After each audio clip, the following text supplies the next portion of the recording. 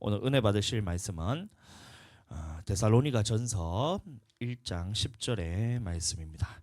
제가 읽어드리겠습니다. 또 죽은 자들 가운데서 다시 살리신 그의 아들이 하늘로부터 강림하실 것을 너희가 어떻게 기다리는지를 말하니 이는 장래의 노하심에서 우리를 건지시는 예수시니라. 아멘. 자, 그래서 이거 장례식이라서 제가 이 말을 한 게 아니고 갈라디아서가 이제 끝났습니다. 이제 몇 주간에 걸쳐서 제가 갈라디아서를 제가 했었는데 이 갈라디아서의 전체 내용에 대해서 제가 다시 한번 말씀을 드리면 이 갈라디아서를 쓰게 된 배경은 이 사도 바울이 갈라디아 이 네 교회를 세웠을 때 비두니아, 이고니온, 그다음 피시디아, 안디오, 그다음 한개 밤빌리아 이렇게 네 교회를 세웠을 때에 그 이방인들을 주축으로 세웠던 이 교회에 이 예루살렘으로부터 이제 할레파 유대인들이 왔다 그랬어요. 그래서 무슨 말을 했었냐면 이 사도 바울은 사도가 아니다. 살아있을 때 예수님을 만난 적도 없고 제자들과도 한 번도 만난 적 없는데 어떻게 사도냐, 가짜 사도다, 이렇게 거짓 유언 비어를 퍼뜨리고 또 예수님을 믿는다 할지라도 구원받기 위해서는 꼭 할례를 받아야지만 구원을 받는다라는 이 할례파 유대인들이 선동을 해서 이에 대해서 변론을 하기 위해서 이제 갈라디아서를 썼다고 제가 말씀을 드렸습니다. 그래서 갈라디아 전체 내용을 보시면 이 율법의 행위로서는 구원을 받을 수 없나니라고 말하면서 율법 행위로서는 구원을 받을 사람이 아무도 없다는 거예요. 대신에 무엇으로 구원을 받냐면 예수 그리스도를 믿음을 통해서 구원을 받는다라는 이 메시지를 전했다는 겁니다. 자, 그래서 우리도 구원을 받기 위해서는 할례를 받아서 구원을 받는 것이 아니라 예수 그리스도를 믿는 믿음으로써 우리가 구원을 받는다라는 것을 우리에게 알려주고 있다는 것이에요. 그래서 갈라디아 전체 내용에서 보시면 할례가 아닌 예수 그리스도를 믿는 믿음으로써 구원을 받는데 이 믿음이 누구로부터 나왔냐? 할례 그 모세로부터 나왔냐 아니면 오늘날 우리가 만들어냈냐 그것이 아니고 이 아브라함 때부터 약속되었던 그 약속이라는 거예요. 그래서 아브라함의 믿음에 대해서 얘기를 하면서 아브라함의 믿음이 무엇이냐 하면 이삭을 바쳤던 믿음도 아니고 나이가 들어서 하나님의 약속을 믿었던 그런 믿음도 아니고 갈대아 우르를 떠나서 내가 지시할 땅으로 알지 못하고 떠났던 그 믿음도 아니고 무슨 믿음이냐면 네 씨로 말미암아서 천하 만민이 복을 받게 될 것이라는 이 말씀을 들었을 때 믿었던 그 믿음을 말하고 있는 거예요. 그 아브라함의 믿음이란 것을. 그래서 천하 만민이 의롭게 될 것이라는 이 믿음인데 이 씨가 누구냐면 예수 그리스도라 그랬습니다. 갈라디아서에서 보면. 그래서 예수 그리스도로 말미암아서 모든 만민이 의롭게 되는 복을 받게 될 것이라는 이 말을 들었을 때 아브라함이 믿었던 것처럼 이 약속을 똑같이 믿는 우리, 다시 말하면 예수 그리스도를 믿는 우리가 아브라함의 자손이지 할례 받는다고 아브라함의 자손이 아니다라는 이게 갈라디아의 주제였다 그랬습니다. 첫 번째 주제고, 그럼 두 번째 주제가 뭐냐면 아브라함의 자손이 있는데 우리가 예수 그리스도를 믿음을 통해서 아브라함의 자손이 되는데 이 아브라함의 자손 중에는 모두가 천국에 들어가는 것이 아니다. 이 아브라함의 자손 중에는 누가 있냐면 육신에 따라 난 이스마엘과 같은 자가 있고 그다음에 육신을 따라 나지 않고 성령의 약속을 따라 난 이삭과 같은 약속의 자녀가 있다. 성령의 자녀가 있다. 라고 말하면서 육신의 자녀 이스마엘은 종의 자녀는 약속의 자녀와 함께 천국을 유업으로 받지 못한다라고 이렇게 말하고 있어요. 다시 말하면 예수님을 믿는다고 모든 사람이 다 천국 갈 것이 아니고 믿는 사람들 중에는 두 부류로 갈리게 되는데 그 첫 번째 부류는 육신을 따라 난 자가 있고 성령을 따라 난 자가 있듯이 믿는 자들 안에도 육신을 따라 난 자가 있고 성령을 따라 난 자가 있다. 그리고 육신을 따라 난 자는 성령을 따라 난 자와 함께 유업을 받지 못한다라는 말로 이렇게 이어지고 있다고 했습니다. 자, 그리고 이 그것으로 끝나는 것이 아니고 이 성령을 따라 난 자 중에서도 어떻게 사는 사람이냐면 모든 사람이 다 천국으로 가는 것이 아니라 성령을 따라 났다 할지라도 성령을 따라 행하는 자가 있고 성령으로 났다 할지라도 육신을 따라 사는 사람이 있다는 거예요. 다시 할례에 대해서 얘기를 하면서 이제 육신의 할례를 받는다고 구원을 받는 것이 아니라 예수 그리스도를 믿는 믿음으로써 하나님의 자녀가 된다.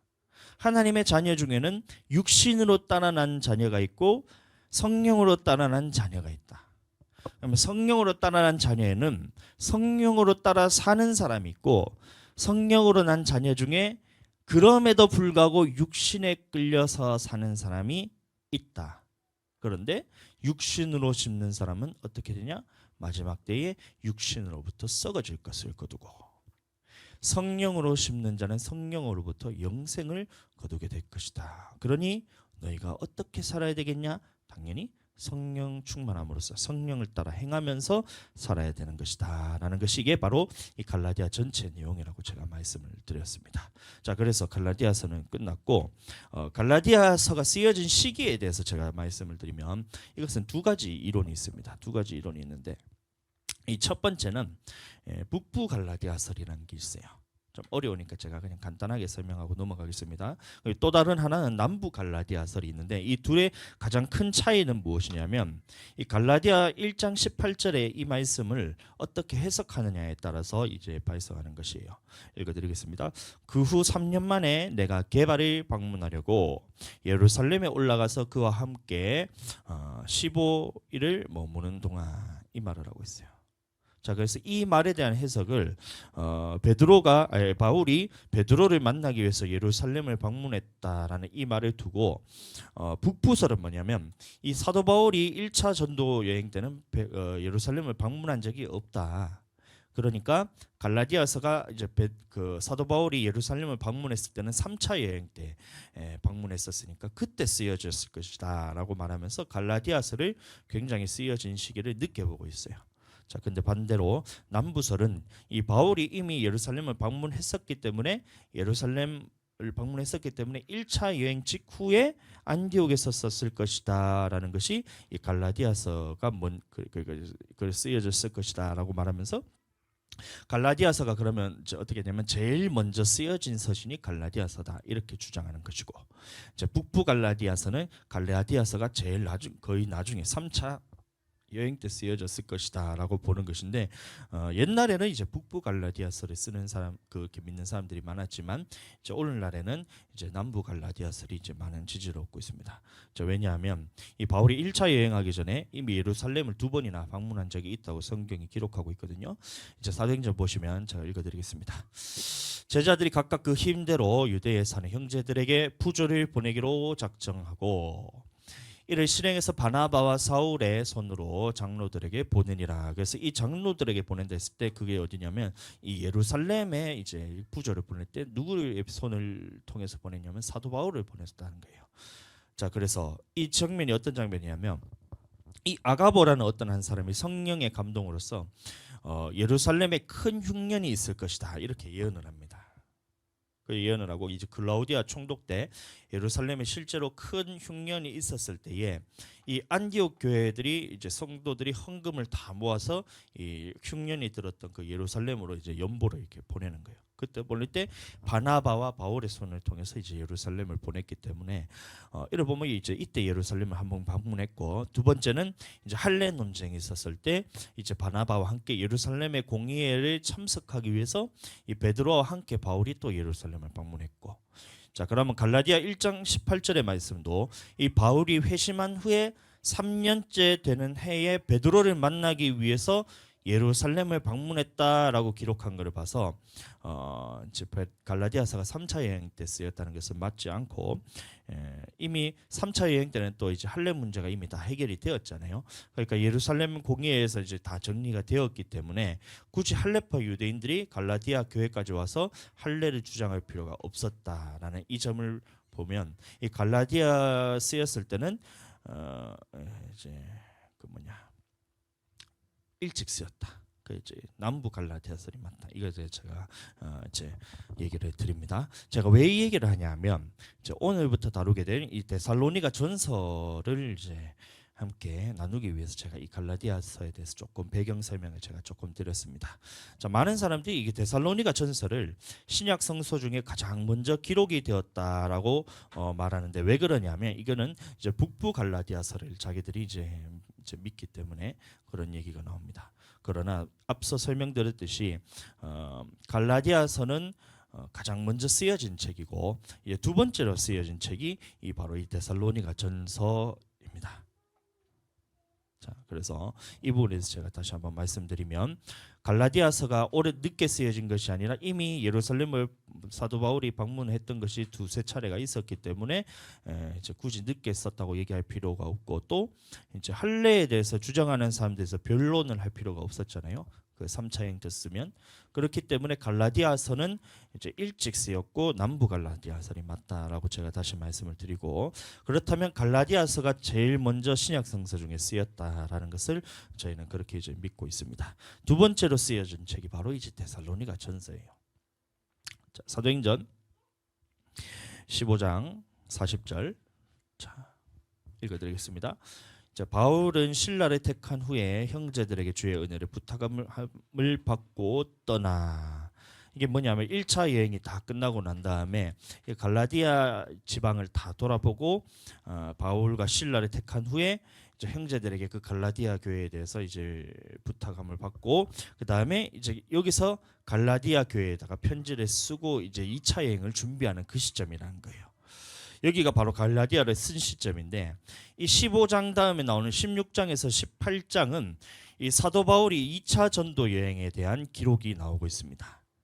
2차 전도 여행인데 자, 그중에서 16장 17장은 빌립보 교회, 감 데살로니가, 감 베레와, 그다음에 아덴 지역에서 복음을 전하는 이 여정에 대한 기록이고 18장부터는 이제 고린도, 에베소 이제 복음을 전하고 난 후에 다시 안디옥으로 돌아오는 이 여정을 기록했는 기록입니다. 그래서 16, 17장이 이제 18장이 16, 17, 18장이 2차 여행에 대해서 기록했는 이 기록인데 데살로니가 전서는 언제 쓰였냐면 18장에 보시면 고린도에 이제 바울이 방문했을 때 그때가 있어요.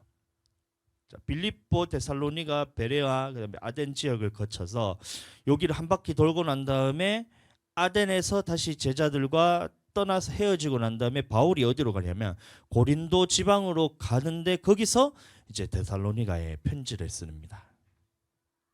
자, 그래서 이 배경에 대해서 오늘 조금 설명할 필요가 있기 때문에 오늘은 이제 조금 딱딱하고 그다음에 좀 지식적으로 배경에 대해서 여러분들 듣는 시간이라고 여러분들 생각하시면 되니까 조금 잘 들어주시기 바랍니다.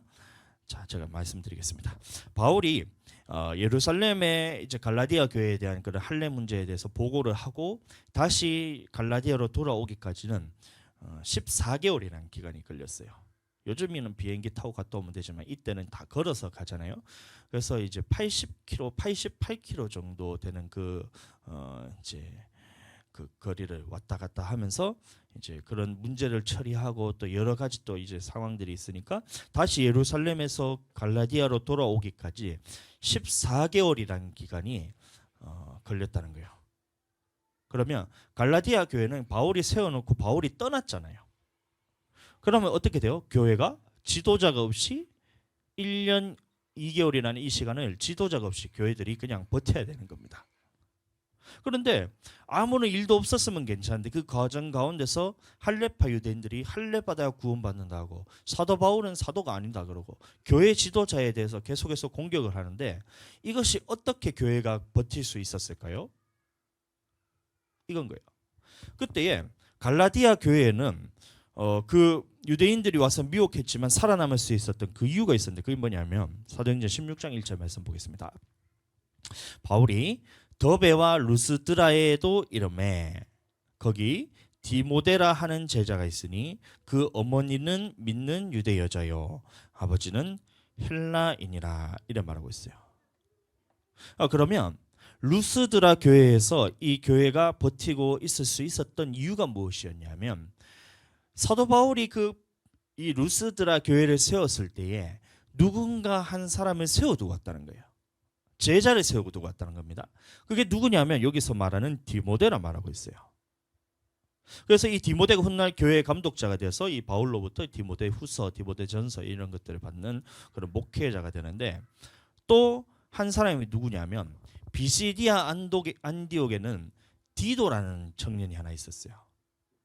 그러니까 교회를 가서 세워놓고 바울이 떠났을 때에 이 교회는 아무도 없었던 것이 아니라 아까 말했던 루스드라에는 누가 있었냐 하면 이 디모데라는 이 청년이 있었는데 이 청년이 교회 전체를 보살피고 있었던 것이고, 그 다음에 비시디아 안디옥 교회는 누가 있었냐면 디도라는 청년이 있었는데 이 디도라는 청년이 교회 전체를 보살피고 있었고 이랬다는 거예요. 그래서 1년 4개월 만에 1년 몇 개월이고 1년 2개월이죠. 24개월이니까 1년 4개월 만에 다시 교회를 돌아왔을 때 사도 바울이 굉장히 걱정을 하면서 왔을 거 아니에요. 왜냐하면 유대인들이 와서 할례파 유대인들이 구원받는 것은 예수님 믿더라도 할례 받아야 된다고 다 어지러워 높여놓고, 그 다음에 사도 바울은 사도가 아니다 하고 다 어지러워 높였고 이렇게 했는데 1년 4개월 만에 걱정을 하면서 돌아갔는데 교회가 든든히 서가고 있었다는 거예요. 근데 사도 바울이 그때 생각합니다. 어떤 모습이냐면 교회의 개척에 대한 패러다임을 바꾸게 돼요. 원래는 길을 가면서 복음을 전하고 가는 곳에 교회를 세우고 바울이 떠나고 가는 곳에 또 교회를 세우고 바울이 떠나고 했는데, 이렇게 돼서는 이리와 같이 또 예수님과 다른 사상을 집어넣는 누군가 와가지고 교회를 어지럽히는 것을 사도 바울이 본다는 거예요. 그런데 그 교회가 붙들고 든든히 서갈 수 있는 것을 이유에 대해서 자기가 봤더니만 그 교회를 붙들고 감독자처럼 이렇게 교회를 보살피는 사람이 있었는데 루스드라에서는 디모데, 그 다음에 어디죠? 안디옥에서는 디도, 또 더베라는 곳에는 또 누구라는 이런 청년들이 다 교회 지도자로서 교회들을 다 보살피고 있었던 거예요. 그래서 바울이 어떻게 하냐면 교회에 잘 훈련된 지도자를 한 명을 세우면 어떠한 미혹에도 흔들리지 않을 것이라는 이 생각을 가지고 교회 지도자 훈련을 시키기 시작하는 거예요. 오늘날로 말하면 목회자 양성을 하기 시작합니다. 자, 그래서 2차 선교 여행 때에 디모데를 훈련하기 위해서 디모데를 데리고 떠나요. 디모데를 데리고 떠나요. 1차 선교 여행 때는 어떻게 했어요? 사도 바울 혼자 그 갈라디아 지방을 다니면서 교회를 다 세웠잖아요. 근데 2차 선교 여행 때부터는 어떻게 했냐면 주변에 목회자로 세우기 위한 이 특별히 하나님께서 택하신 제자들을 데리고 다니기 시작합니다. 16장 3절 바울이 그를 데리고 떠나고자 할새, 이 누구냐면 디모데인 겁니다. 그 지역에 있는 유대인으로 말미암아 그를 데려다가 할례를 행하니 이는 그의 아버지는 헬라인인 줄을 다 알미러라. 자, 그래서 이 디모데를 데리고 떠날 때에 할례가 구원의 조건은 아니지만 그 지역에 사는 유대인들이 이거 가지고 계속 공격할 것 같은 거예요. 그래서 디모데에서 할례를 행하고 갈라디아 지역에 있는 교회들을 다 둘러보고 난 다음에 이제 아시아로 이제 복음을 전하려고 이제 디모데와 제자들과 바울이 떠나려고 준비를 하고 있어요. 그런데 아시아에 복음을 전하는데 하려고 하는데 성령께서 막아버리십니다. 여러분들 잘 들어주세요. 사도행전 16장 7절 말씀, 성령이 아시아에서 말씀을 전하지 못하게 하시거늘 그들이 부르기아와 갈라디아 땅으로 다녀가 무시아 앞에 이르러 비두니아로 가고자 애쓰되 예수의 영이 허락하지 아니하시는지라, 이런 말하고 있어요. 참 이상하죠. 이 장면을 보면 여러분들 참 이상하다는 생각이 들어야 돼요. 왜냐하면 사도 바울은 지금 뭘 하려고 가려고 그랬어요? 아시아에 복음을 전하기 위해서 아시아에 가려고 그랬어요.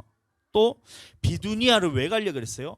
복음을 전하기 위해서 비두니아를 가려고 하는데 다른 이방인들이 막은 것이 아니고 안 믿는 사람들이 막은 것이 아니고 누가 막았다 그랬어요? 성령이 막았다 그랬어요.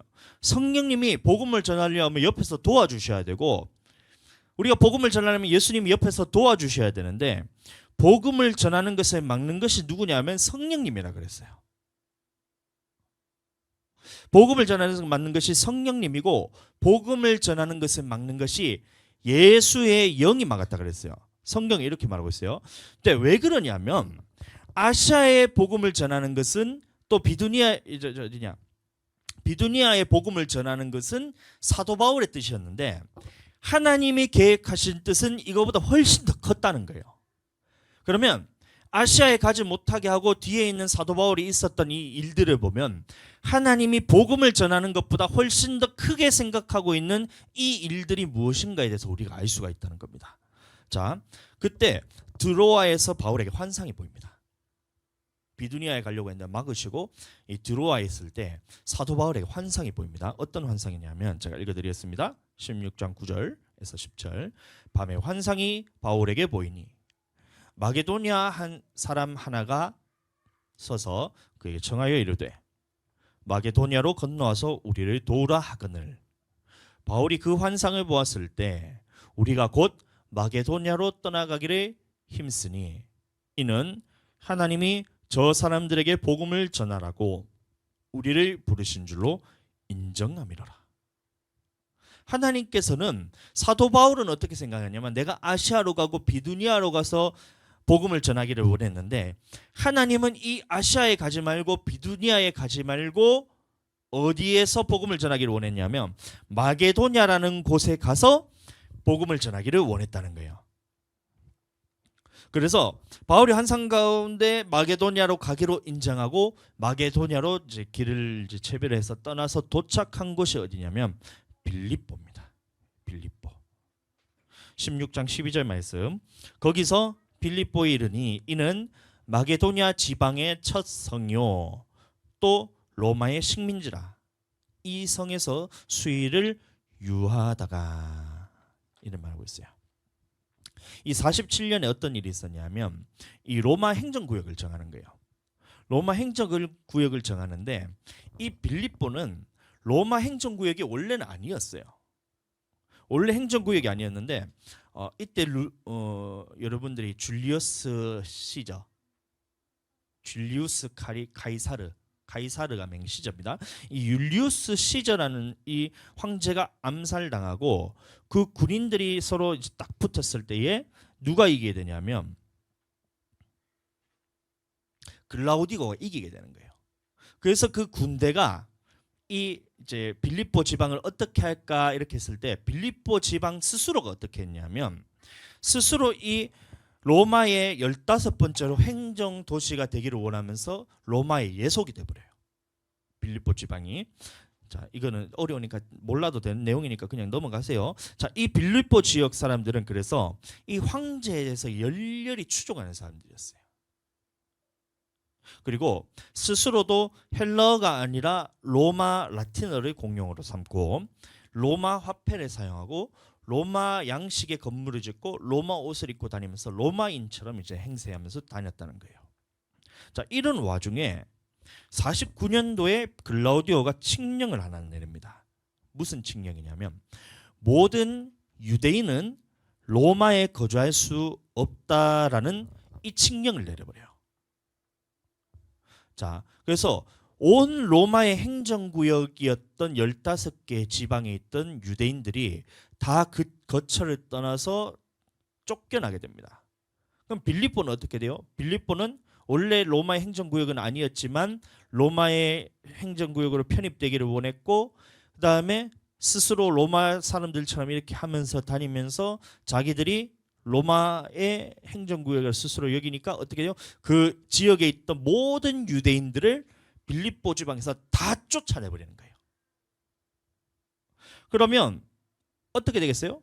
그 당시에 있던 유대인들이 있었던 회당들도 문이 다 닫히고 유대인들이 살던 집은 다 부서지고 없어지고 쫓겨나고 이렇게 되고 그럼 남은 자가 누가 있었냐면 이방인들 중에서 경건한 이방인들만 이제 빌립보 지방에 남게 된다는 거예요.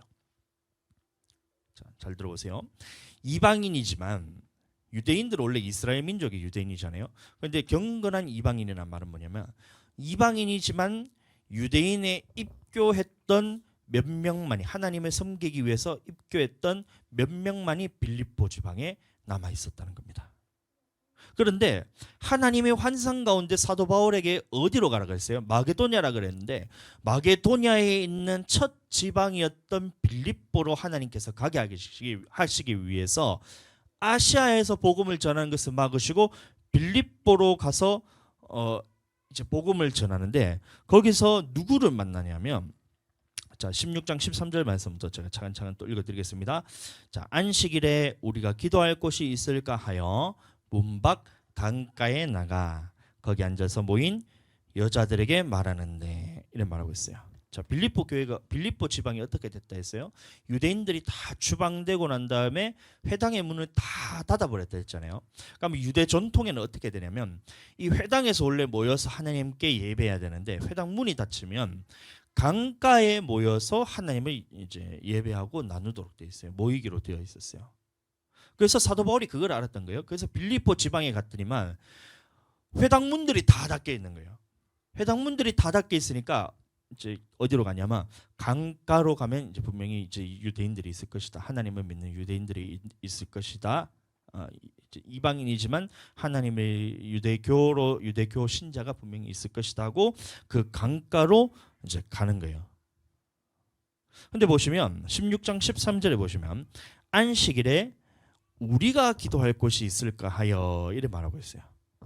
사도 바울이 갔는데 안식일에 여기서 기록되기를 우리가 기도할 것이 있을까 하여라고 말하고 있는데 여기서 그러면 우리가 누구냐면 사도 바울하고 떴던 한 사람이 있잖아요. 그 우리라 얘기한다면 그러면 이 누구냐면 이 한 사람이 바로 이 사도행전의 저자였던 누가였다는 거예요. 그래서 누가와 사도 바울이 이 빌립보 지방에 갔을 때에 빌립보 회당들이 다 닫혀 있어서 강가에 가서 이 여인들을 만났는데 거기서 만난 사람이 바로 자주장사 루디아예요. 루디아. 자, 다시 전체 흐름을 잘 보세요. 하나님께서는 아시아로 가서 복음을 전하지 못하도록 막으시고 이 대신에 어디로 보내냐면 이 마게도니아 지방에 있는 빌립보 지방으로 갔는데 유대인들이 한 사람도 없던 곳인 이 마게도니아의 빌립보 지방으로 가셔서 만난 사람이 바로 루디아였다는 거예요. 다시 말하면 루디아를 만나게 하시기 위해서 하나님께서는 이 아시아로 가는 것을 복음을 전하는 것까지도 막으시면서 성령께서 막으시면서 예수의 영이 그 사도 바울이 아시아로 가는 것을 막으시면서 그렇게 막으시면서까지 해야 되는 일이 무엇이냐면 빌립보 지방에 있는 루디아라는 이 사람을 만나게 하기 위해서 이것을 막으셨다는 거예요. 자, 16장 14, 15절 다시.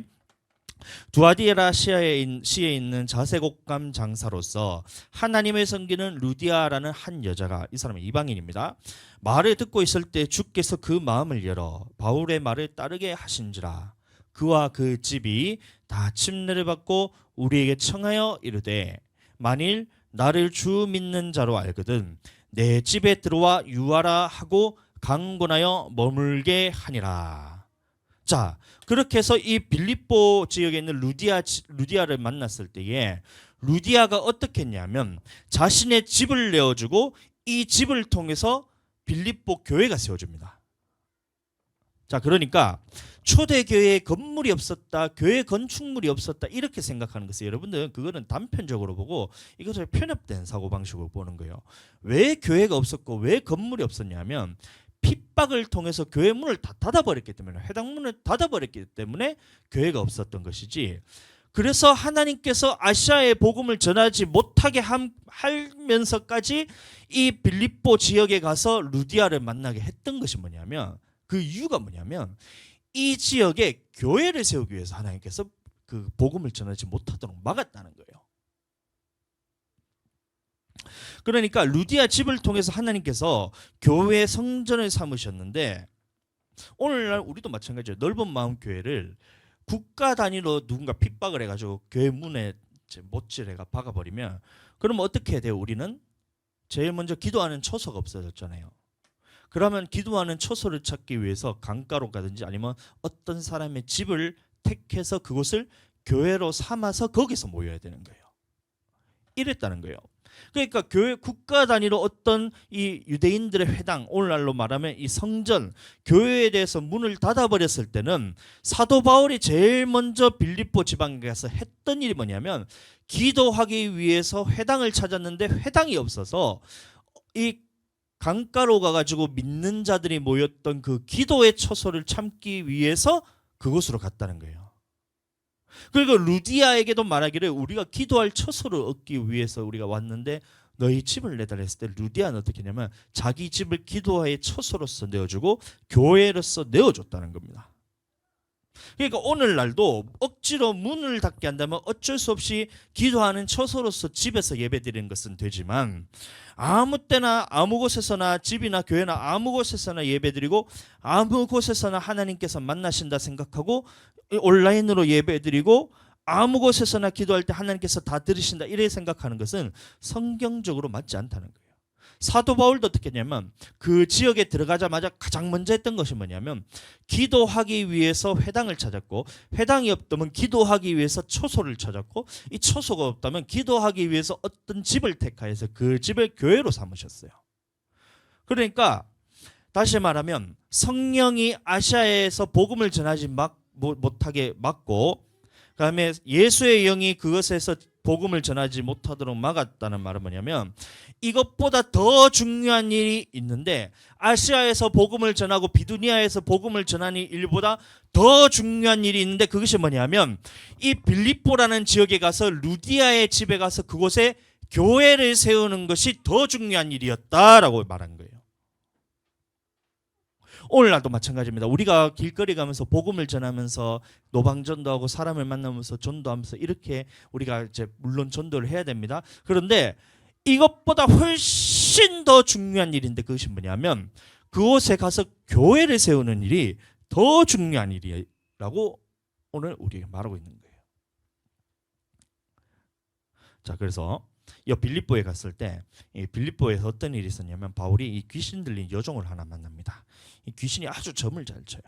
이 귀신이 아주 점을 잘 쳐서 주인의 이제 재물에 대해서 엄청나게 부유하게 만드는 이런 귀신이 하나 있었는데, 그때 귀신 하나 만났는데 그 귀신이 하는 말 잘 들어보세요.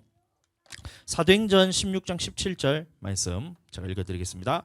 그가 바울과 우리를 따라와 소리질러 이르되 이 사람들은 지극히 높은 하나님의 종으로서 구원의 길을 너희에게 전하는 자라 하며, 이렇게 말하고 있어요. 이 빌립보에서 귀신 들린 여종을 하나 만났는데 이 귀신이 뭐라고 얘기하냐면, 바울과 누가를 보면서 하는 말이 지극히 높은 하나님의 종으로서 구원의 길을 너희에게 전하는 자다. 귀신이 이렇게 떠들고 다녀요. 여러분들 이거 들었을 때 여러분들 이상하게 생각하셔야 돼요. 귀신이 말하는 이 말의 의미가 무엇일까?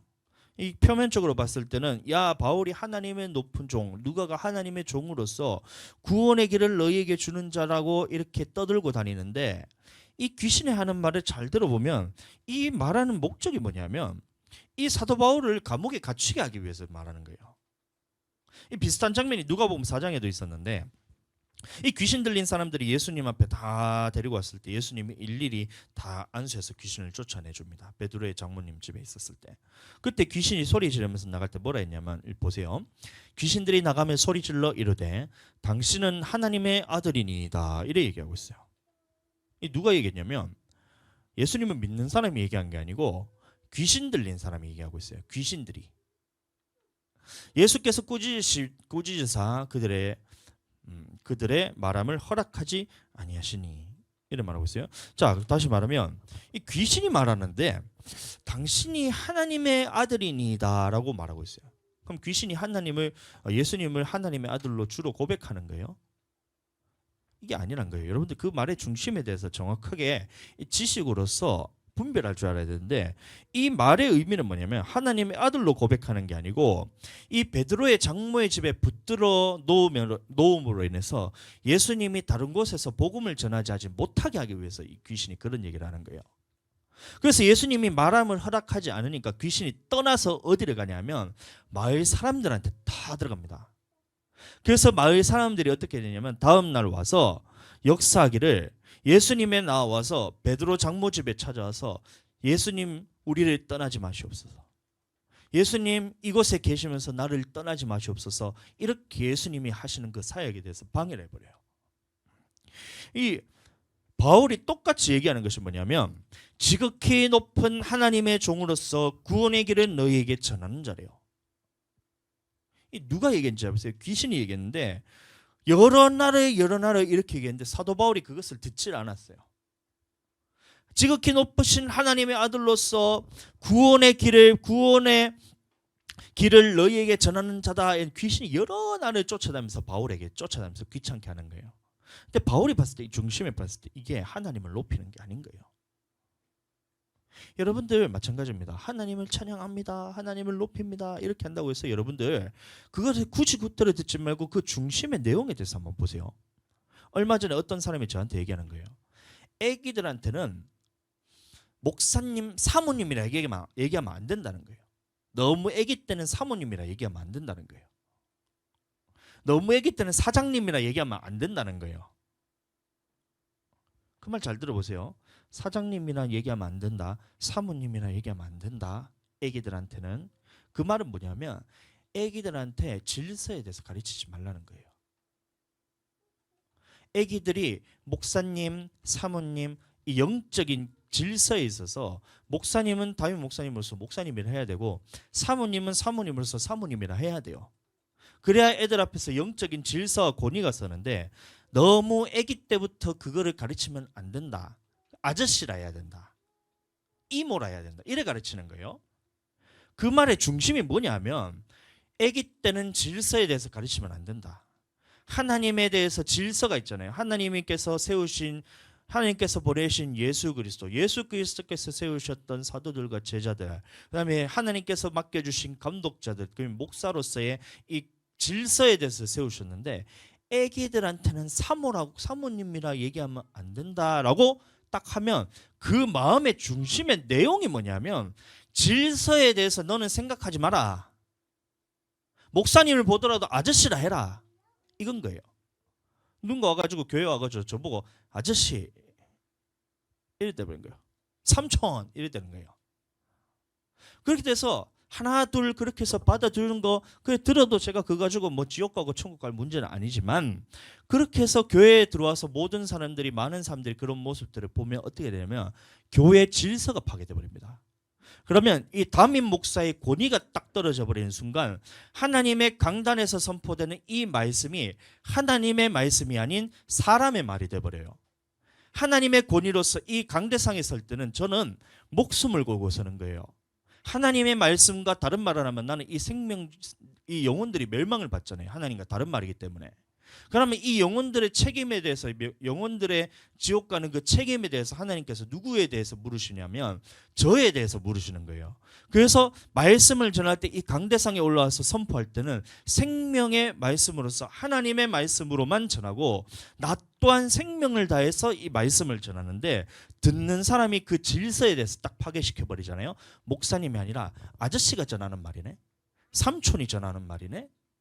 그 2층에 있는 아저씨가 전하는 말이야. 요래 딱 돼버리는 거예요. 그렇게 돼버리는 순간 듣는 사람도 생명의 말씀으로 듣는 게 아니고 전하는 사람의 권위도 하나님 앞에서 다 무너져 버리기 때문에 교회가 풍비박산이 나버립니다. 그래서 그 말을 딱 듣는 순간 속으로 무슨 생각이었냐면 얘기를 안 하고 싶다. 그래서 제가 자리를 피했어요. 자리를 딱 피하고 난 다음에 그 말에 대해서 두 번 다시 이런 방구하지 않고 그냥 자리를 싹 피해버렸어요. 그러면서 제가 생각하기를 교인들에게 분명히 이런 환난이 올 것이다. 분명히 이 목사 그리고 사모 하나님 앞에서 교회 질서에 대한 이 부분에 대해서 마귀가 귀신이 그렇게 호작질을 하다가 안 돼서 자기가 떠나갔잖아요. 내가 그 자리를 피했잖아요. 그러면 다음에는 어떻게 되냐면 귀신이 그 사람들을 성도들부터 시작해서 모든 사람들 앞에 다 들어가서 어떤 마음을 주냐면 권위에 대해서 파괴시키자, 권위에 대해서 무너뜨리고 질서에 대해서 무너뜨리자는 생각을 쑥 불어넣습니다. 여기서 마찬가지 이 사도 바울에게 귀신이 얘기하는 거예요. 지극히 높은 하나님의 종으로서 구원의 길을 너에게 전하는 자다. 이래서 여러 날 무시하는데 결국에는 바울이 이것을 이겨내지 못하고 귀신을 쫓아내줘 버립니다. 말 잘 들어보세요. 바울이 이것을 이겼어요. 여러 날을 이기면서 귀신이 쫓아다니는 것에 대해서 대꾸도 하지 않고 상대도 하지 않고 이것을 자기가 잘 피해 다녔어요. 왜냐하면 귀신이 분명히 이렇게 얘기하는 것은 다른 목적이 있고 이유가 있는데 여러 날을 잘 피해 다니는데 여러 날을 지나다가 결국에는 바울이 어떻게 하냐면 귀신의 여종에게 귀신 들린 여종을 쫓아내줘 버려요. 그 결과 어떻게 되냐면 그 쫓겨나간 귀신이 어디로 들어가냐면 그 주인에게 들어가 버립니다. 잘 보세요. 흐름에 대해서. 그 여종이 어떤 자라 했어요? 주인에게 점치는 것으로 잘해가지고 주인에게 불을 안겨다 주는 여종이었어요. 그래서 이 귀신 들린 자가 여러 날을 바울을 쫓아다니면서 당신은 하나님의 높으신 하나님의 종으로서 구원의 길을 전하는 자입니다. 계속해서 옆에 쫓아다니면서 귀찮게 해주는 거예요. 그래서 사도 바울이 이것을 처음에는 잘 무시하고 이 귀신의 원하는 요구에 대해서 들어주지 않았던 거예요. 그런데 여러 날이 지나서 귀신이 이게 귀찮으니까 여종에 대해서 귀신을 딱 쫓아내버려 주니까 여종은 놓여서 자유함을 얻었는데 이 귀신이 누구에게 들어가 버렸냐면 그 주인에게 들어가 버립니다. 그 주인에게 들어가서 어떻게 되냐면 바울과 실라를 관원에게 고발을 해버려요. 고발의 내용 보세요. 사도행전 16장 20절 21절 상관들 앞에 데리고 가서 말하되 이 사람들이 뭐라고 말하고 있어요? 유대인인데 말하고 있어요.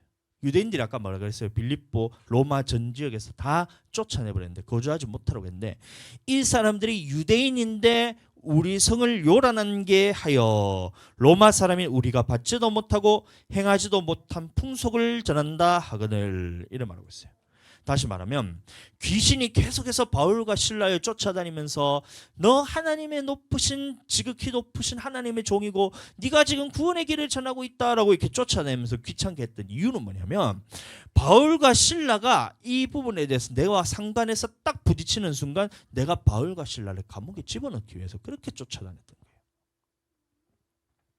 거예요. 그래서 바울과 실라가 결국에는 감옥에 갇히게 됩니다. 물론 하나님의 전체 역사 가운데서는 이것을 합력하여서 누리셔서 바울과 실라가 그 감옥에서 기도하고 찬양할 때에 감옥문이 쫙 열려버리잖아요. 감옥문이 쫙 열려서 간수장이 놀래가지고 죄수들이 다 도망갔네 어떡하냐 하면서 스스로 칼을 가지고 자결하려고 할 때 그때 사도 바울이 가가지고 그 간수장에 복음을 전하잖아요. 주 예수를 믿으라 그리하면 너와 내 집이 구원을 얻으리라. 그래서 그 간수장에게 복음을 전했을 때 그 온 집과 그 종들이 다 믿는 그런 역사가 나타납니다. 자, 그래서 이렇게 빌립보 사역을 마치고 그 다음에 어디에서 계속해서 이제 살면서 이제 사역을 했었냐면 루디아라는 이런 한 사람이 내어준 집이지만 집이라 보이지만 이것이 교회로 세워졌다는 거예요. 빌립보 교회가 세워집니다. 그 루디아 집을 통해서. 그래서 이 교회를 기점으로 기도하는 처소를 삼고 그곳에서 복음을 전하는 거점을 삼으면서 교회가 든든히 서가고 있었다는 거예요. 자, 그런데 빌립보 교회의 사역을 마치고 이제 빌립보 교회를 떠나야 될 시점이 오는 거예요. 왜냐하면 사도 바울은 다른 곳에서 가서도 저 복음을 전해야 되기 때문에. 그래서 빌립보 교회를 그냥 두고 떠날 수 없어서 빌립보 교회를 누구에게 맡기냐면 아까 말했던 그 누가에게 맡기는 거예요. 누가에게 빌립보 교회를 섬겨달라고 부탁하고 이제 사도 바울이 떠나간 곳이 이제 오늘 본문 말씀이 배경이 되는 데살로니가로 떠나게 됩니다. 자, 근데 빌립보에는 아까 제가 말씀드렸다시피 유대인들이 다 쫓아내서 유대인들도 하나도 없고 회당도 하나도 없다 그랬는데 이 데살로니가에 도착해서 바울이 가장 먼저 무엇을 했는지 한번 보세요. 마찬가지로 기도의 처소를 찾습니다. 사도행전 17장 1절 읽어드리겠습니다. 그들이 암비볼리와 아볼로니아로 다녀가 데살로니가에 이르니 거기에 유대인의 회당이 있는지라 이런 말하고 있어요. 이 사도 바울이 회당을 찾은 이유는 뭐냐면 기도의 처소를 찾았다는 거예요. 교회로 삼아서 그것을 거점으로 삼아서 하나님의 말씀을 선포하는 것으로 삼고 기도의 처소를 삼았다는 거예요.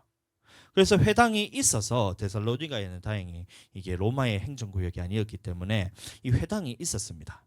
그래서 회당에서 새 안식일 동안 3주 동안 성경을 가지고 무엇을 전했냐면 예수님의 부활과 예수님의 주되심을 선포합니다.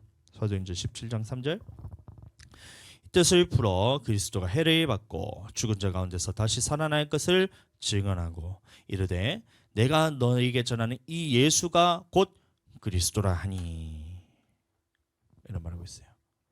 이 빌립보에 있었을 때는 이제 그 사도 바울이 살 수가 없었다는 거예요. 왜냐하면 사도 바울은 유대인이었으니까. 유대인이어서 사도 바울은 그곳에서 살 수 없어서 쫓겨나서 데살로니가로 갔는데, 이 데살로니가 교회에 갔을 때 거기서도 무엇을 했냐면 교회를 세우고 이 성도들에게 자기의 당했던 이 고난들에 대해서 나누기 시작합니다. 자, 이때부터 잘 들어보세요. 데살로니가 전서를 쓰게 된 배경이 여기서부터 시작됩니다. 이 성도들에게 자신이 당했던 고난들, 예루살렘에 있었을 때 자신이 스데반을 돌로 쳐 죽였을 때 옆에서 박수 쳤던 거라, 그 다음에 그런 예루살렘에부터 모든 핍박들, 다메섹에서 내가 예수님을 만났던 것들, 다메섹에서 내가 있었을 때 채찍을 맞았던 것들, 그 다음에 빌립보에 있었을 때 내가 받았던 이런 핍박들, 이런 것들을 데살로니가에 가서 간증을 하기 시작하는 거예요. 은혜를 나누기 시작하는 거예요. 그러면서 데살로니가 교회에서도 예수님을 믿으면 이런 핍박들이 있게 될 것이라 라는 것을 사도 바울이 예언처럼 말하는 거예요. 빌립보 교회에서는 회당이 없었어요. 유대인들도 없었는데 데살로니가 갔더니만 그런 믿는 사람들도 있었고 유대인들도 있었고 회당도 있었고 기도하는 처소도 있어서 그 데살로니가 교인들에게 이 사실을 전했을 때 그 교인들은 어떻게 했냐면 이것을 기쁨으로 받아들였어요. 환난에 대해서 기쁨으로 받아들였고 이방 고난에 동참하고 경청하기를 기대했다는 거예요. 동참하기를 기대했어요. 빨리 자기도 고난받기를 경험하기를 기대했다는 거예요. 그런데 이번에는 이방인들이 아닌 유대인들이 사도 바울을 시기해서 핍박하기 시작합니다. 빌립보 교회에서는 어떻게 했어요? 그 행정구역에 있던 로마 지역에 있던 그 사람들이 자기의 특권에 대해서 뺏기지 않기 위해서 그 사도 바울을 핍박했는데 데살로니가 교회에 갔더니만 이제 이방인들이 아닌 유대인들이 시기해서 사도 바울을 핍박하기 시작합니다. 17장 5절, 그러나 유대인들은 시기하여 자기의 저자의 어떤 불량한 사람들을 데리고 때를 지어 성을 소동하게 하여, 이런 말하고 있어요. 이 데살로니가 지역은 어떤 지역이었냐면 이 로마의 행정구역이 아니었어요. 그래서 로마의 직접적인 간섭은 없었지만 로마가 항상 이렇게 눈여겨보고 있었던 것이 뭐냐면 이 로마 황제에 대해서 충성하지 않고 로마에 대해서 충성하지 않는 낌새만 보여도 이 모든 특권들을 다 빼앗아가볼 이런 그런 애매한 이런 도시였던 거예요. 황제를 열정적으로 따르지는 않았어요, 데살로니가가. 근데 반대로 로마의 특권들은 유대인들이 다 받아 누리고 있는 거예요. 유대인들이 황제를 따르지는 않지만, 그렇다고 해서 그 특권들을 안 가지고 있냐, 그게 아니고 유대인들이 그 로마인들이 받을 수 있는 특권들은 다 받을 수 있는 그런 도시였던 거예요. 그러니까 시기하는 유대인들이 예수님을 주로 고백하면 무슨 말이냐면 그 당시 이제 황제 시저를 이제 숭배하지 않는다는 말은 뭐냐면 시저가 신이라 생각했거든요. 시저를 황제지만 이게 신이라 생각했기 때문에 시저를 숭배하지 않고 다른 무언가를 섬기는 신, 유대인 같은 경우는 하나님, 그리고 예수님 믿는 사람들이 예수님을 내가 주로 고백한다는 이 말은 뭐냐면 더 이상 황제를 내가 이 신으로 인정하지 않겠다라는 이 선포가 같잖아요. 그러니까 데살로니가의 교회가 세워지는 것들에 대해서 굉장히 방해를 합니다, 유대인들이. 그래서 이 특권들이 빼앗길 것이 두려워서 사도 바울을 고소하는 거예요. 데살로니가 교회 갔을 때. 사도행전 17장 6절, 이 발견하지 못함에 야손과 몇 형제들을 끌고 읍장들 앞에 가서 소리질러 이르되 천하를 어지럽게 하던 이 사람들이 여기도 이름에, 이런 말하고 있어요. 다시 말하면 데살로니가의 교회에 데살로니가에 살고 있던 시기하던 유대인들이 사도 바울을 모함하는데 무슨 모함을 하냐면 빌립보에서 황제를 숭배하던 이방인들이 바울을 누명을 씌우고 고발했던 것처럼 이 피해서 데살로니가에 왔더니만 이번에는 유대인들이 시기해서 황제를 섬기지 못하게 한다고 이 누명을 씌우고 사도 바울을 고발하는 거예요. 자, 이해가 되시죠? 이 데살로니가의 교회에서는 유대인들이 황제를 막 열정적으로 섬기지는 않는 거예요. 그러나 특권들을 다 받아 누리고 있으니까 이 특권에서 빼앗기지 않기 위해서 예수님을 믿고 교회가 세워진 것을 반대하면서 뭐라고 모함을 하냐면 황제를 섬기지 못하게 한다고 이 사도 바울에게 누명을 씌우고 고발을 합니다. 그래서 사도 바울이 결단을 하는 거예요. 이 데살로니가에 남아 있으면, 이 데살로니가 교회에 내가 계속해서 남아 있으면 이 사도 바울을 고발했으니까 이 교회 성도들까지도 다 같이 이 황제 앞에서 이것을 고소될 것을, 반역죄로 고소될 것을 걱정해서 이 실라와 디모데를 남겨두고 사도 바울이 떠나게 되는 거예요. 남겨둔 것이 실라와 디모데를 남겨두고 떠나게 됩니다. 그 떠났던 장소가 어디냐면 이제 그 정남향으로 쭉 넘어면 베레아가 있어요. 베레아. 여러분들 베레아 많이 들어보셨죠? 베레아 사람들은 더 너그러워서 하나님의 말씀을 날마다 상고함으로 그 베레아로 갑니다. 자, 그 데살로니가 그 베레아로 갔는데 이 베레아에 가는데 그 데살로니가에 있던 그 시기하던 유대인들이 계속해서 쫓아오면서 또 방해하는 거예요. 사도행전 17장 13절 데살로니가에 있는 유대인들은 바울이 하나님의 말씀을 베레아에서도 전하는 줄을 알고 거기서 가서 무리를 움직여 소동하게 하거늘. 그러니까 바울은 2차 선교 여행은 쫓겨다니는 것밖에 안 했다는 거예요. 빌립보 갔을 때도 빌립보에서 유대인들을 다 추방했기 때문에 또 자기의 그 여종, 귀신 들린 여종을 취하해 줬더니만 그 주인이 모함을 해가지고 황제 숭배하는 것을 못하게 한다고 막는다고 바울을 쫓아내 버렸어요. 그래서 쫓겨나서 데살로니가 가서 그곳에서도 교회를 세우고 하나님 앞에서 복음을 전하는데 이번엔 누가 있냐면 시기하는 유대인들이 사도 바울을 황제를 섬기지 못하게 한다면서 그것을 소동을 일으켜서 사도 바울을 모함해서 쫓아내버리고 반역죄로. 그래서 바울이 또 쫓겨난 곳이 어디였냐 하면 이번에는 베레아에 갔는데, 베레아에는 사람들이 마음이 너그러워서 사도 바울의 말을 듣기도 하고 기쁨으로 받아들이기도 하고 이렇게 교회도 세우고 이렇게 하는데 데살로니가에 있던 유대인들이 쫓아와가지고 방해를 하는 거예요. 그래서 사도 바울이 또 쫓겨나는 곳이 어디였냐면 아덴으로 떠나게 됩니다. 아덴, 오늘날 아테네라는 도시인데 그리스 아테네 이것입니다. 그래서 아덴에 갔을 때 이곳에서도 또 복음을 전하고 교회를 세우고 이런 거예요. 근데 그 기간이 6개월이라는 기간이 걸립니다. 그 6개월인 기간 동안 아덴에 있으면서 복음을 전하고 있을 때에 이 사도 바울이 걱정이 되는 거예요. 지금까지 세웠던 빌립보 교회, 데살로니가 교회, 그다음 베레아에 있었던 그 교회들 이런 것들에서 궁금하고 자기는 쫓겨나서 아덴에서 지금 복음을 전하고 이곳에 교회를 세우고 있는데 그 소식이 6개월 만에 들리는데 바울 그 디모데와 실라가 그 데살로니가에 있던 교회의 소식들을 갖고 와서 사도 바울에게 보고를 합니다. 6개월 정도 됐을 때. 그래서 셋이 만나서 이 아덴이라는 곳에서 만나서 이 데살로니가 교회에 대한 소식을 들었는데 이 데살로니가 교회가 이 사도 바울이 말했는 것처럼 핍박이 심해졌다는 거예요. 어떤 핍박이 있었냐면 이 데살로니가 교인들이 복음을 받아들인 후에 지역 사회로부터 배척을 받기 시작합니다. 왜냐하면 예수님을 믿기 전에 교회를 세우기 전에는 이 로마의 특권들을 자기가 다 누릴 수 있었는데 교회가 세워지고 예수님을 믿는다고 하니까 로마에서는 보니까 이 데살로니가를 가만히 놔두면 안 되는 거예요. 왜냐하면 반역의 기미가 보이는 거예요. 그러니까 핍박하기 시작하니까 이 데살로니가 살던 그 성도들 그 지역에 있는 사람들 유대인들이 데살로니가 교인들을 핍박하고 어떤 사람들은 반역죄로 넘겨서 죽이기도 하고 이런 막 그런 고통을 받고 있었다는 거예요. 그때 데살로니가 교인들이 생각했는 것이 무슨 생각을 했었냐면 우리가 이런 고난을 받았는데 이것이 극심하게 있으니까 예수님이 도대체 언제 재림하십니까? 도대체 예수님을 재림하시는 것이 언제입니까? 그리고 죽은 사람들은 그러면 어떻게 됩니까? 죽음 후에 부활에 대해서는 어떻게 우리에게 이루어집니까? 이것에 대해서 궁금증을 가지면서 디모데와 실라에게 그런 있었던 일들에 대해서 내용에 대해서 얘기를 하는 거예요. 그래서 디모데와 실라가 바울과 아덴에서 만났을 때에 이런 부분에 대해서 사도 바울이 정립을 해야 되겠다라는 필요성을 가지고 데살로니가에 대한 편지를 쓰기 시작하는 거예요.